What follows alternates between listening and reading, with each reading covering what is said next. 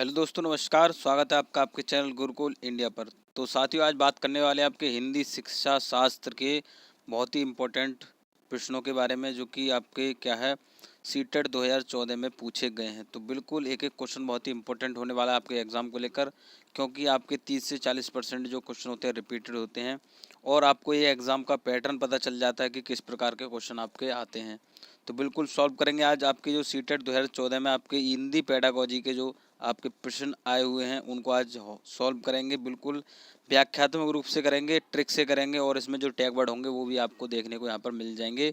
तो बिल्कुल वीडियो के अंत तक ज़रूर बने रहेंगे। वीडियो अच्छी लगेगी तो क्या करना है, वीडियो को लाइक करना है, दोस्तों के साथ शेयर भी ज़रूर करना है। और जितने भी साथी शिक्षक भर्ती की तैयारी कर रहे हैं, चैनल पर पहली बार आए तो चैनल को सब्सक्राइब कर लें। क्या है, चैनल को सब्सक्राइब कर लें और साथ ही साथ बेल आइकन को प्रेस कर लेंगे, जिससे कि आने वाली नेक्स्ट वीडियो का नोटिफिकेशन उन तक तुरंत पहुँच सके। चलिए बात करते हैं। इससे पहले देखिए, मैंने जो आपके सीटेट 2011 में आपके प्रीवियस पेपर आया हुआ है हिंदी पेडागोजी का, वो सॉल्व किया हुआ है। और 2012 में जो आपका आया हुआ है वो भी आपके किए हुए हैं। 2013 में भी आपका किया हुआ है। और आज हम जो सॉल्व करेंगे वो 2014 में जो आपके हिंदी पेडागोजी के क्वेश्चन आए हैं उनको आज सॉल्व करेंगे। ठीक है, चलिए पहला क्वेश्चन देखेंगे कि कहानी, कविता, गीतों और नाटकों के माध्यम से बच्चे, तो इसमें बताना है। ऑप्शन ए हमारा है केवल मूल्यों का अर्जन करते हैं। ऑप्शन बी हमारा है केवल अपनी तर्क शक्ति का विकास करते हैं। ऑप्शन सी हमारा है अपनी सांस्कृतिक धरोहर से जुड़ते हैं। ऑप्शन डी हमारा है केवल मनोरंजन प्राप्त करते हैं। तो बिल्कुल जैसे कि आपको पता चल रहा होगा, देखिए यहाँ पर मूल्यों का अर्जन करते हैं बिल्कुल नहीं कहेंगे, क्योंकि यहाँ पर देखिए कहानी, कविता और नाटक की बात आ रही है, तो कहीं ना कहीं आपकी जो है सांस्कृतिक धरोहर से जुड़ने की बात आ रही है। बात करेंगे दूसरे ऑप्शन की, तर्क शक्ति का विकास आप नहीं लगाएंगे। क्यों नहीं लगाएंगे? तर्क शक्ति का विकास इसमें नहीं होता है। बच्चा यहाँ खुद कुछ एक्टिविटी करके सीख रहा है, ना कि कोई दिमाग मतलब जो अपने मस्तिष्क के द्वारा, जो चिंतन के द्वारा कोई भी कार्य कर रहा है, तो वो आपको नहीं लगाना है। यहाँ पर मनोरंजन की बात आ रही है, केवल मनोरंजन प्राप्त करते हैं जरूरी नहीं है।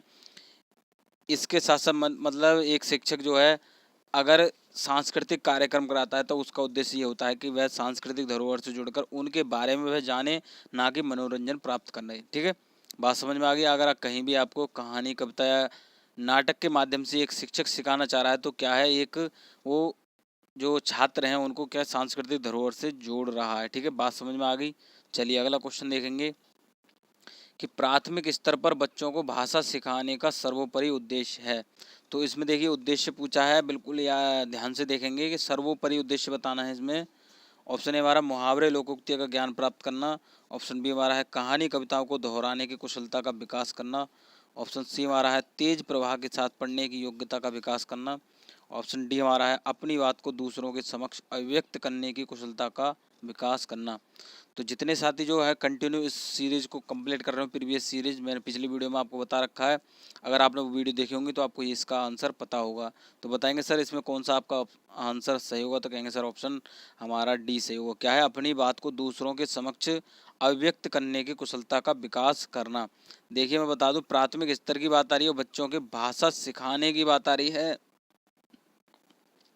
तो मैंने आपको बता रखा है जहाँ पर भाषा सिखाने की बात आ जाएगी वहाँ पर बच्चे को क्या चीज़ सिखाई जाती है कि अपनी भाषा को दूसरे के समक्ष किस प्रकार प्रदर्शित करना है, प्रस्तुत करना है कि दूसरा व्यक्ति जो है उस भाषा को समझ सके, उसके मनोभावों को समझ सके। ठीक है, तो इसमें आपका डी ऑप्शन में ये बता रखा है कि अपनी बात को दूसरे के समक्ष अभिव्यक्त करने की कुशलता का विकास करना।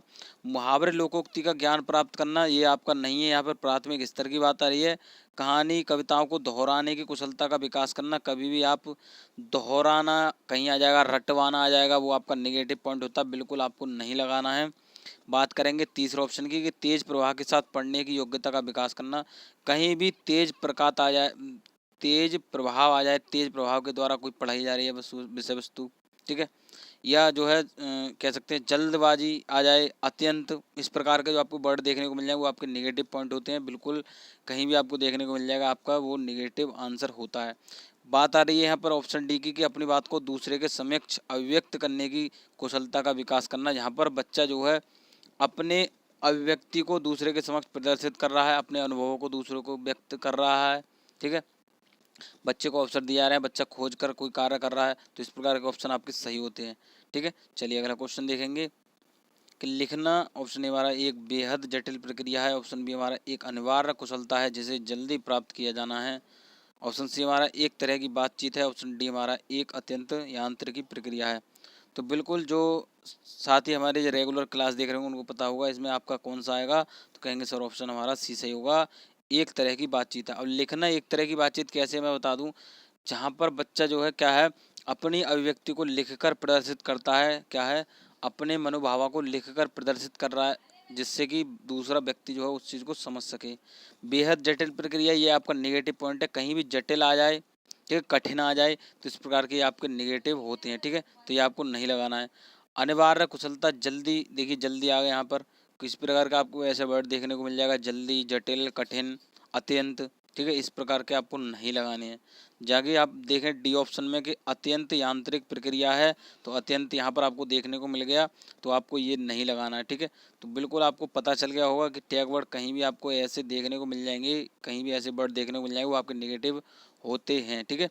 तो बिल्कुल लिखना की बात आ जाए तो एक प्रकार की बातचीत है। यहाँ पर ऐसा जाता है कि लिखना क्या है, एक यहाँ पर बच्चा क्या है अपनी अभिव्यक्ति को क्या है प्रदर्शित करता है, किसके माध्यम से, लिखकर, ठीक है, लिखकर या बोलकर, ये ऐसा आपका लिख क्वेश्चन आपका आ जाएगा, ठीक है। तो बिल्कुल समझ में आ गई होगी बात। अगर समझ में आ गई होगी तो क्या वीडियो को लाइक करना है। चलिए अगला क्वेश्चन देखें। कक्षा 1 के बच्चे एवं से प्राप्त बोलचाल की भाषा के अनुभवों को लेकर ही विद्यालय आते हैं। तो ये क्वेश्चन आपका आता है, पीछे भी मैंने अब करा रखा है। तो ऑप्शन ए हमारा घर परिवार पड़ोसी, ऑप्शन बी हमारा घर परिवार परिवेश, ऑप्शन सी हमारा घर परिवार दोस्तों, ऑप्शन डी हमारा घर परिवार टीवी। तो बिल्कुल आपको पता होगा ये इसका आपका आंसर क्या होगा, तो कहेंगे सर ऑप्शन बी सही होगा, घर परिवार एवं परिवेश। अब बता दूं कि परिवेश क्या होता है। परिवेश जो बच्चे के जो चारों ओर का वातावरण होता है वो उसका परिवेश होता है, जहाँ पर बच्चा रहकर भाषा को सीखता है, ठीक है। अब विद्यालय आने की बात आ रही है तो मैंने आपको पीछे ही बता रखा है, जहाँ पर अब ऐसे क्वेश्चन आ जाए कि बच्चा जब विद्यालय आता है वो कौन सी भाषा लेकर आता है, तो बताएंगे मातृभाषा लेकर आता है, ठीक है।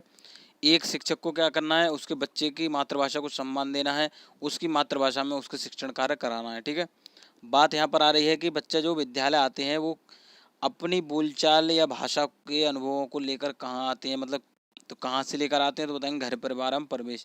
जो बच्चे के घर परिवार में उसकी भाषा बोली या बोलचाल हो रही होगी, ठीक है, बोली होगी, वो वहाँ पर अपने विद्यालय में लेकर आएगा, ठीक है। अब बात करूँ, देखिए आपको अगर इसमें नहीं पता होगा तो आप कैसे लगाएंगे। देखिए पड़ोसी की बात आ रही है, दोस्तों की बात आ रही है, ठीक है, पड़ोसी की बात आ रही है, दोस्तों की बात आ रही है और टीवी की बात आ रही है। तो ये कहीं ना कहीं जो आपके तीनों वर्ड हैं ये आपके परिवेश में देखने को मिल जाते हैं। क्या है, परिवेश में देखने को मिल जाते हैं, मतलब ये आपके चारों ओर देखने को पड़ोसी आपका कह सकते पास में होता है, दोस्त, टीवी, ये आपके मतलब आसपास की चीज़ें होती हैं आपके परिवेश में ही उपलब्ध हो जाती हैं। तो जिस मैंने आपको बता रखा है जो आपका सबसे बड़ा ऑप्शन होता है वो आपको लगाना है। यहाँ पर परिवेश की जगह पर अगर समाज भी दे रखा होता तो बिल्कुल आपको समाज लगाना था, ठीक है। थोड़ा टाइम इसलिए लेता हूँ क्वेश्चन पे, अगर आपको दोबारा ऐसा क्वेश्चन देखने को मिल जाए इससे रिलेटेड 2 से 3 क्वेश्चन अगर कहीं भी आपको देखने को मिल जाएंगे, क्योंकि आपके सीटेड में क्या होता है लैंग्वेज चेंज कर देता है, मतलब प्रश्नों को घुमा देता है और आप कन्फ्यूज हो जाते हैं। तो बिल्कुल सारी चीज़ें समझते हुए चलेंगे और लास्ट में कमेंट करके बताएंगे कि ये सारे क्वेश्चन आपके समझ में आ गए हैं नहीं आए हैं, ठीक है, और कितने क्वेश्चन आप इनमें से जानते हैं, ठीक है। तो कहीं भी घर परिवार एवं परिवेश लिख जाए तो या समाज दिख जाए तो आपको यही ऑप्शन लगाना है, ठीक है। चलिए क्वेश्चन अगला देखेंगे कि कक्षा 1 और 2 के शुरुआती समय में पढ़ने का प्रारंभ से हो और किसी के लिए हो। तो यहाँ पर देखिए मैं बता दूं कक्षा 1 और 2 की बात आ रही है तो इस प्रकार आपको आंसर लगाना है। मैंने आपको बता रखा है कि पहले आपको क्वेश्चन पढ़ना है कि क्वेश्चन में क्या पूछ रखा है। तो यहाँ पर कक्षा 1 और 2 की बात आ रही है कि शुरुआती समय में पढ़ने का प्रारंभ से हो, ठीक है। तो बताएंगे ऑप्शन ए हमारा अर्थ उद्देश्य, ऑप्शन बी हमारा अक्षर ज्ञान मनोरंजन, ऑप्शन सी हमारा शब्द पहचान मूल्यांकन, ऑप्शन डी हमारा अक्षर ज्ञान उद्देश्य। तो बिल्कुल बताएंगे इसमें कौन सा आपका ऑप्शन सही होगा, तो कहेंगे सर ऑप्शन ए सही होगा, अर्थ एवं उद्देश्य। तो मैंने आपको वर्ड बता रखे हैं, कहीं भी आपको अर्थ देखने को मिल जाए मतलब बच्चा यहाँ पर कोई ना कोई चीज़ सिखाई जा रही है उसका जो एक कह सकते हैं अर्थ जब तक नहीं मिल रहा है वो आपका आंसर सही नहीं होगा।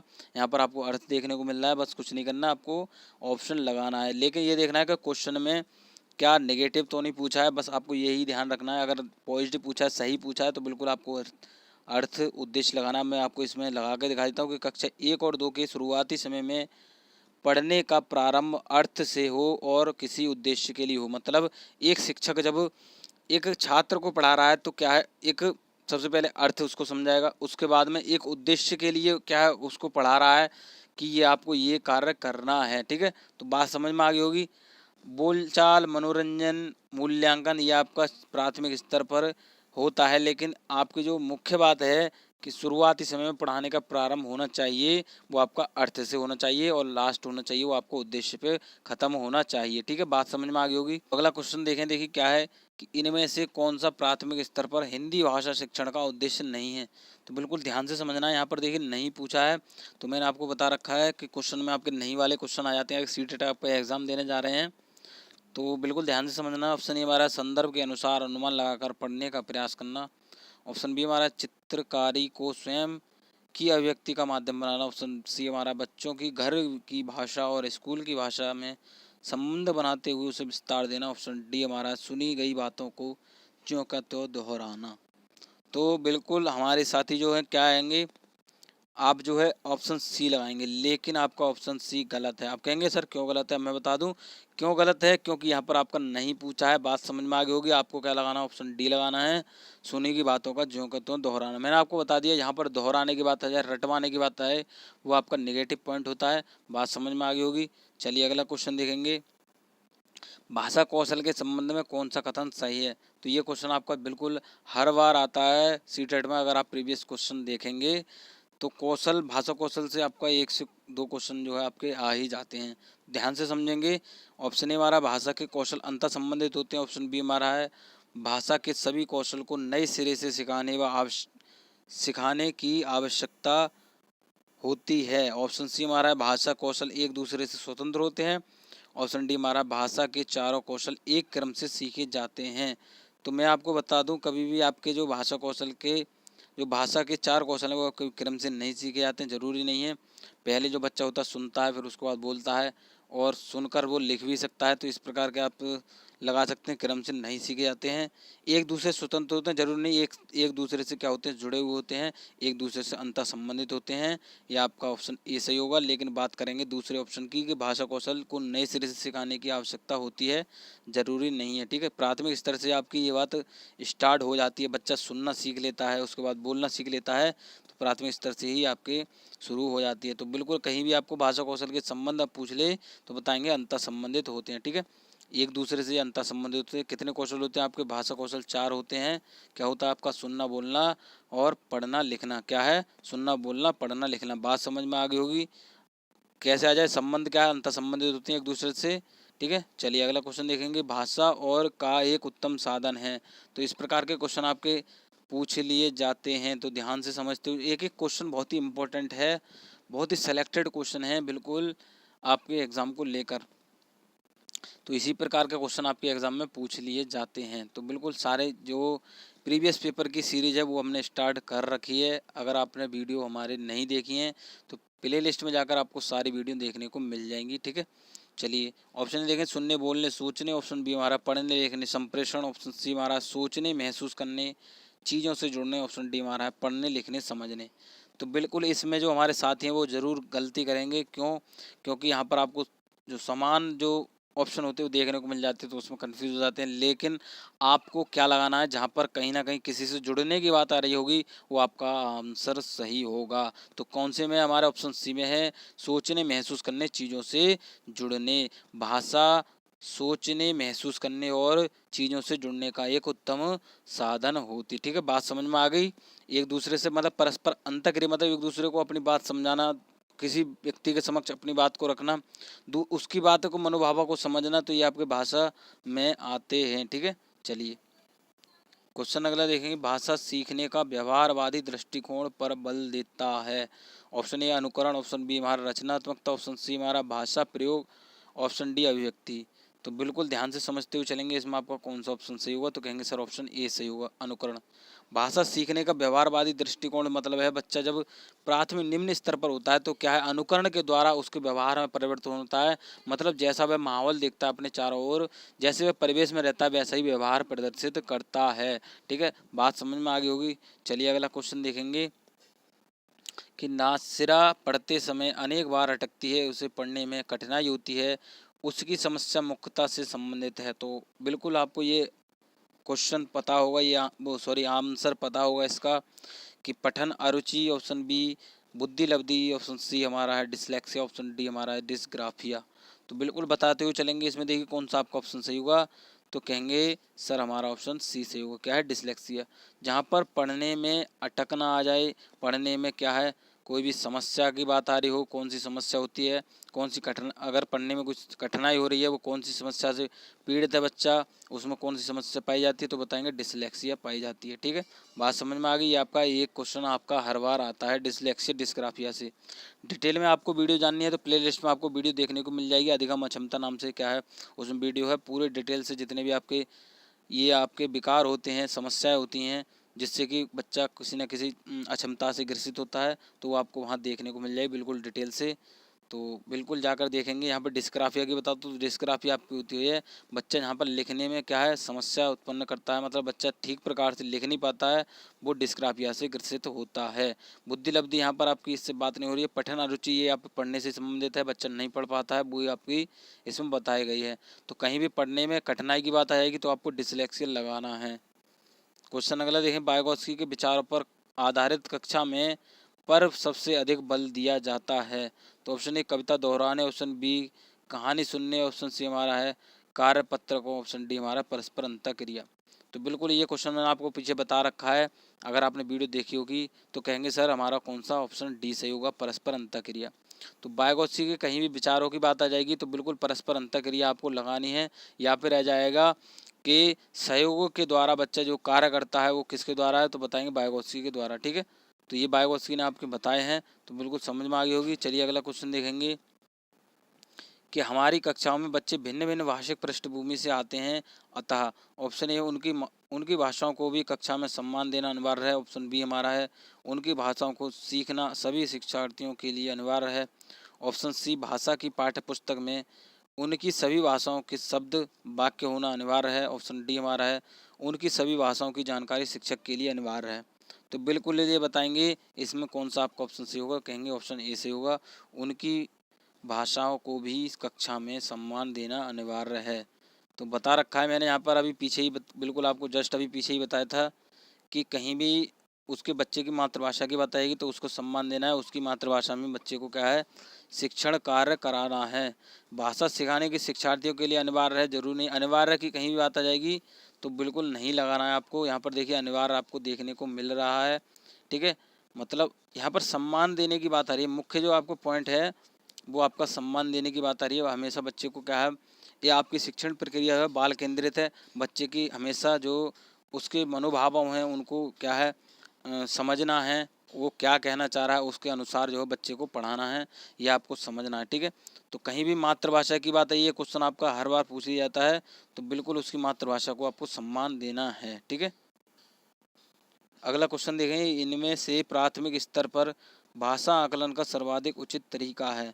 तो बिल्कुल बताएंगे ऑप्शन ए हमारा किसी पाठ की 5 पंक्तियाँ पढ़वाना, ऑप्शन बी हमारा है बच्चों को चित्र वर्णन और प्रश्न पूछने का अवसर देना, ऑप्शन सी हमारा है बच्चों से पत्र लिखवाना, ऑप्शन डी हमारा है बच्चों से प्रश्नों के उत्तर लिखवाना। तो बिल्कुल बच्चों से प्रश्नों के उत्तर लिखवाना कभी आप नहीं लगाएंगे, पत्र लिखवाना ले आएंगे, क्योंकि यहाँ पर प्राथमिक स्तर की बात आ रही है। 5 पंक्तियाँ पढ़वाना ये आपका नेगेटिव पॉइंट है।